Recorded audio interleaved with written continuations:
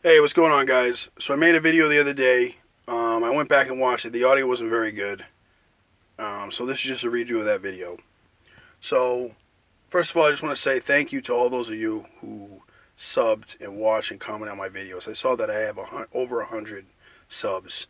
I don't get into this to get subs. I'm not looking to be a YouTube personality like that. I just, like a lot of people on here, um, just expressing my opinions about things that I'm passionate about, and that I feel like I have some skin in that game. So that's why I make these videos. You know, it's a hobby for me, and it gives me a peace of mind. I'm not, like I said, I'm not looking to make a career out of it. I'm not looking to be a YouTube personality like that. But the fact that you guys watch and sub means something to me. So thank you. And that even goes for all the people that are hating. I did a video. It was, Biggie's got Tupac's jewelry, and a lot of hate in the comment section. I just want to say it to all those of you. I'm about the reals, not the feels. So if your feelings are hurt, then fuck your feelings, because I don't do it for that. I'm not here to give you a convenient truth, just to entertain your feelings. I'm here to give you the truth, because 20 years have gone since Tupac and Biggie have died. I lived through that whole Tupac and Biggie, the East versus West feud. That was my generation, and it's at a point in my life I don't care about conspiracy theories, because that's all they are. A theory is just like speculation or your opinion. You know, it's not. There's no truth there. You know, so you need to understand that. You need to understand that the mainstream media and Hollywood, they like to play both sides, and they don't care about the truth, because if the truth really was out there and they put the truth and expose the truth like that, well, their little gravy train is over, right? Because once you know the truth, there's no need to continue to come up with these lies and these theories and all this speculation about what happened. Well, you already know what fucking happened. So where's the confusion? You know what I mean? Like there should be a period at the end of that sentence, not a but after it, if that makes any sense. So you need to understand that the conspiracy theory, it appeals to the young and the emotionally invested. It appeals to people who are young, and they basically operate on an emotional frequency. You know, it's not so much about being critical minded. It's not so much about using your common sense and your logic, and which is very absent from a lot of the generation today. They don't want you thinking critically, because they need you to be docile. They need you to be complacent. They need you to be in your feelings, because they have a narrative, a false narrative that they have been profiting off of, in the case of Tupac and Biggie, for the last 20 years. And as a Tupac fan and as a Biggie fan, that pisses me off, because I'm a real Tupac and Biggie fan, and all those of you who say you're Tupac and Biggie fans, that should upset you. That the fact that they don't really care to solve the case.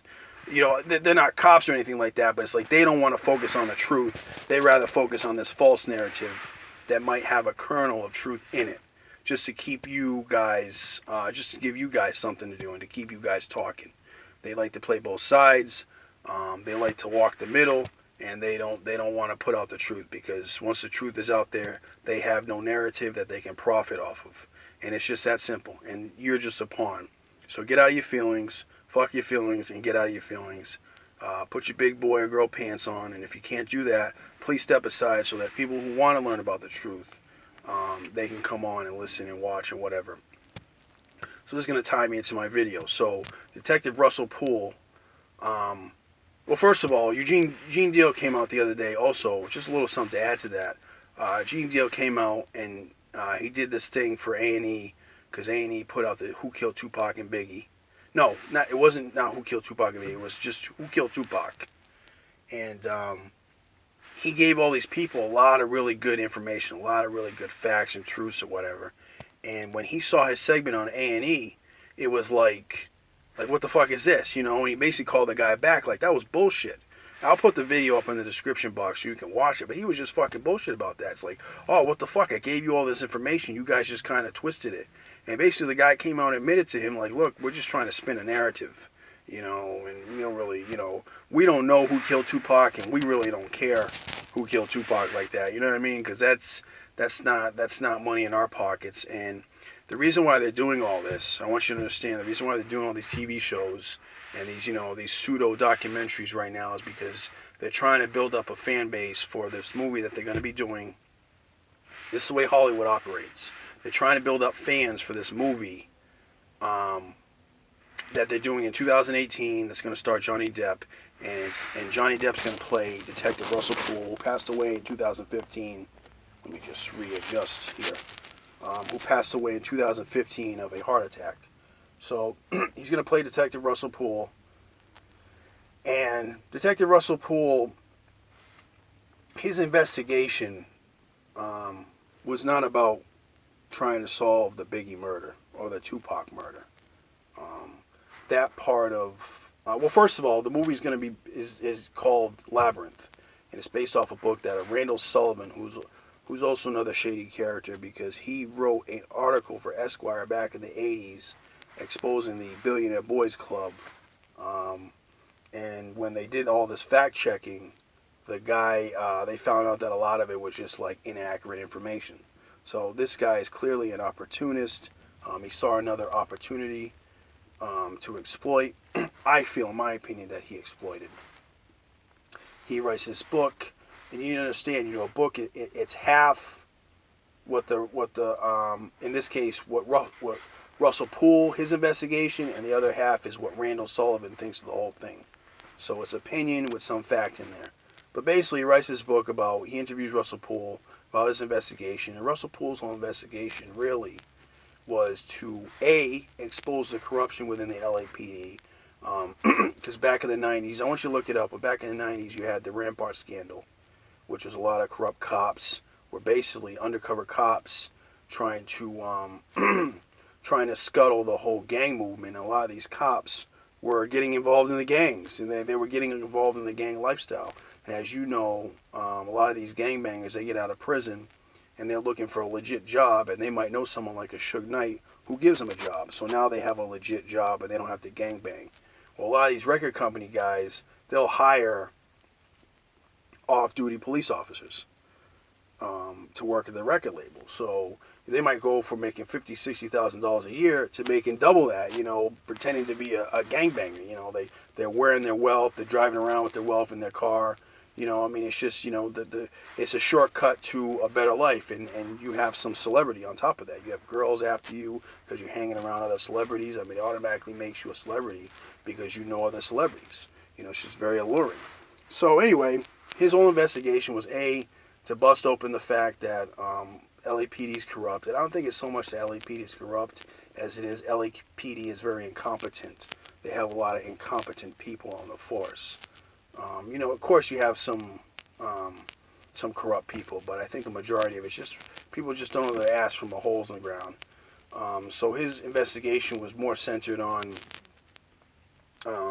exposing that corruption that he saw himself too, and B, it was to bring down Suge Knight. Now, for those of you who don't know, and I learned this when I was out in LA, one of the guys told me, an older guy, LAPD especially, and LA County have been wanting to bring down Suge Knight since the 90s. They've wanted to lock him up and throw away the key since the motherfucking 90s. They've had a hard-on for this guy since the 90s. And what Detective Russell Poole's investigation also, that was the other half of it. It was to muck up this guy's name and put some charge on him just to get him off the street and out of the way. It was basically doing LA County and LAPD a service by getting rid of this guy. Because they haven't liked Suge since the 90s. They wanted to throw him away and throw away the key, lock him up since the 90s. They really had it out for him. And because he's made a lot of bad, stupid decisions in his life, instead of, as he says, being all in the videos and dancing and whatnot, he's behind bars right now and he can't even post his bail, because he's just an idiot like that. You deserve what you get. You reap what you sow and you deserve what you get. So the investigation was, basically what it was Tupac's, you've heard the story. Tupac wants to leave death row. Tupac is death row's golden goose. Suge knows this and he doesn't want to let go of that, so he conspires with Orlando Anderson and Key PD to set up Orlando Anderson in the MGM as like a patsy, and then tell Tupac, hey, this guy snatched a chain, woo, woo, woo, woo, woo. And then Tupac feels the need to go over there and deal with the guy. And Tupac's not a gangbanger like that. He had no business swinging on that guy like that. like I said, as much as I love Tupac, he didn't make a smart decision in that moment in his life. But I think it was because he felt the pressure. Like, I know it sounds crazy, but I think it was just peer pressure is what it came down to. It's like that song that he made, Shorty Wanna Be a Thug. Well, he just wanted to get in with all the other thugs, But anyway, back to what I was saying. The whole idea was that Suge's going to be sitting in the car next to Tupac, and these fucking gangbangers who couldn't hit the broadside of a fucking barn are going to shoot across and hit Tupac and not hit him. You know what I mean? It's just fucking ridiculous. If you're going to pay somebody, pay a professional who knows how to use a gun, and knows how to handle a gun, because when you shoot a gun like this, I know that in the movies and TV shows they show the motherfucker shooting like this. You can't hit shit hitting pointing your gun sideways. You got to hold it like this. There's a certain way you got to hold the gun. I've been to the gun range, I've taken the class and all that, and believe me, you ain't gonna get far holding the gun sideways like that. That's just all in the movies. But that was the whole plan, and it was all done to smear Suge Knight, bring him down, make him look like just the worst person in the world, which he is, and get him off the street, get him behind bars. And you need to understand something. After Tupac, right after the shooting, Tupac's in the hospital, Suge's in the hospital, Suge gets out of the hospital. First thing Suge Knight does is he goes to L.A. And why does he go to L.A.? He goes to L.A., he tells all his boys in L.A., hey, Southside Crips just hit us. Suge's affiliated with the Bloods. Do the math. Bloods and Crips, they don't like each other. They're in conflict with each other. So he comes back to Las Vegas. When he comes back to Las Vegas, this gang war breaks out. The whole time Tupac's in the hospital, this gang war breaks out in Compton. Why do you think that was? Because of Suge. I'm sure it was because of Suge. This is the kind of scumbag he is. So he knows who killed Tupac. And I'll give you something else.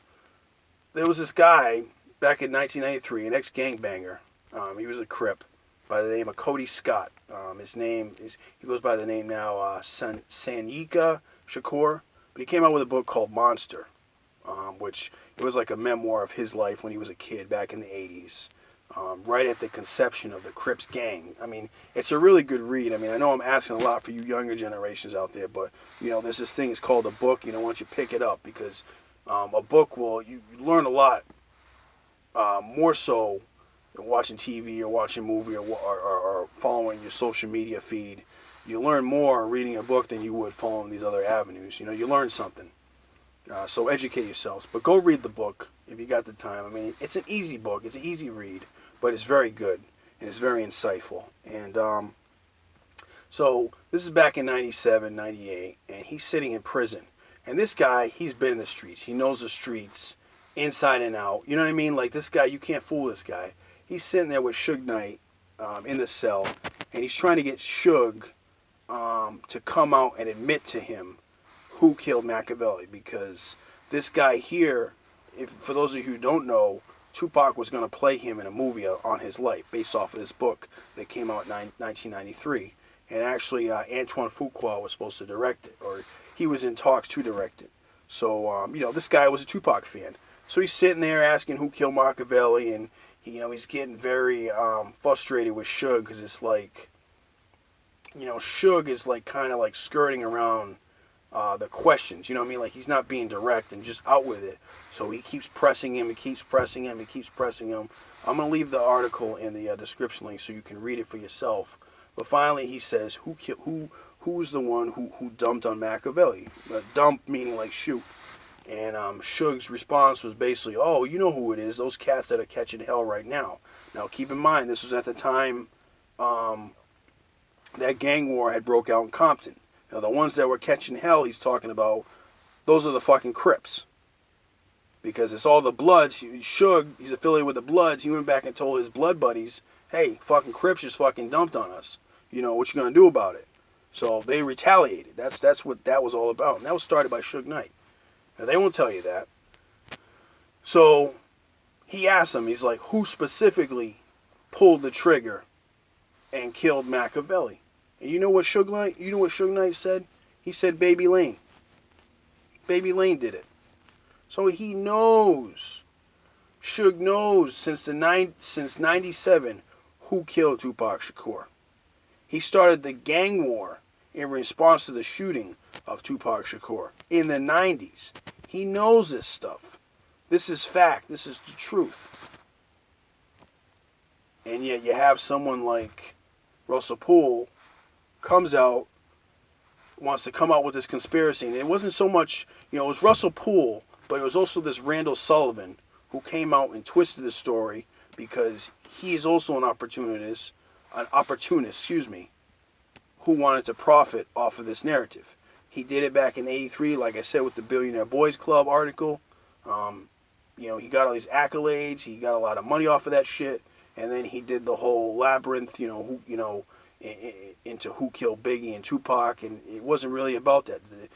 Russell Poole's investigation was about exposing LAPD corruption and trying to basically assassinate Suge Knight's character to get him behind bars because the LAPD had it out for him since the 90s. They wanted him behind bars, and they're finally getting their wish. And that's really what it was about. And it's unfortunate because all it did was it dirtied up the waters, and instead of focusing on who really killed Tupac and putting those people behind bars, all it did was it covered up all that facts, and it made it that more harder for people who were really trying to solve the case to actually solve the case, because you had all this fluff, you had all this conspiracy theories, and a lot of people like Randall Sullivan were opportunists that wanted to make a name for themselves and wanted to get paid off of that. So what did they do? They ran with the narrative that Suge had Tupac set up because he didn't want him to leave, which Tupac wanted to leave death row. He wasn't happy with being on death row, but it wasn't like that. Also, if you believe Suge is this big bad dude, big bad gangbanger, mobster style dude, Suge's got money, he's got resources, he could have Tupac killed at any time. And it's why you have ex-detective Greg Cade, and he came out. He was hired by the LAPD because they were catching so much heat off this conspiracy theory bullshit. And on top of that, Miss Wallace, Biggie's mom, came out in 2010 with a $100 million lawsuit against the LAPD, wrongful death lawsuit. So it's like now they're facing all this heat. So now, instead of trying to solve the case of who killed Biggie, they had to take the heat off of them by proving to Miss Wallace so they wouldn't get sued. $100 million, that's a lot of money. They probably would have all been out of jobs, or Miss Wallace would have been running the LAPD. So they have to get all this heat off of them so they can have jobs, so they can do their job, if that makes sense. So Russell Poole's investigation only hurt the investigation. It didn't help the investigation. And that is the truth. And I'm going to leave it there because it's getting late and I want to get home. But once again, thanks for watching. Thanks for commenting. Thanks for subbing. And if I don't see you, if I don't make another video between now and the holidays, y'all have yourselves a great holiday. No, I'm going to say it like this. Y'all have yourselves a great Christmas. Because I know, everything's so PC now that, we gotta say have a great holiday. No. Have yourself a Merry Christmas, all of you. And that goes for those of you who like, and that goes for those of you who hate. All right, so take care. Peace.